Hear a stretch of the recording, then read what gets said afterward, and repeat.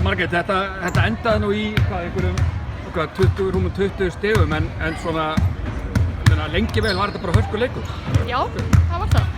Það er bara alltaf erfitt að koma hingað og Grindvíkingar bara almennt grjótharðir, þannig að þetta var bara, og við kannski fengum bara, ég veit ekki, fengum ragar í byrjun. Ég meina, skilur þetta vannmatt, getur verið að það hafi verið hjá okkur til þess að byrja með? Þannig að nú er náttúrulega Grindavík ekki búið að vinna leik í vetur, þannig að... Jú, það má alveg vel vera að sé eitthvað værukærar, en það var samt ekkert að gerast.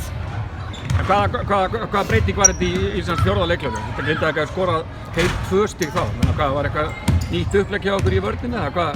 Nei, það var ekkert nýtt. Við heldum bara áfram. Fórum kannski bara að fara betur eftir fyrirmælum og keyra. Héldum upp úr hraða og leita kannski meira inn í. Við höldum okkur svolítið fyrir utan og bara þær eru náttúrulega nýbúin að skipta kanna og eru kannski veikari fyrir inn í teig og við nýttum okkur það betur. En með þig sjálfa, nú ertu búin að vera í pásu í 3 ár, kemur tilbaka núna, er þetta ekki bara dálítið gaman? Jú, þetta er eiginlega gaman.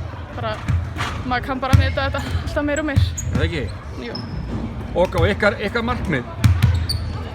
Er ekki titill alltaf krafan í Vesturbænum? Jú, helst bara nokkrir sko. Þannig að það er bara áfram gaggi í þessu? Já, og bara að toppa á réttum tíma. Það er okkar markmið. Flott, takk. Okay.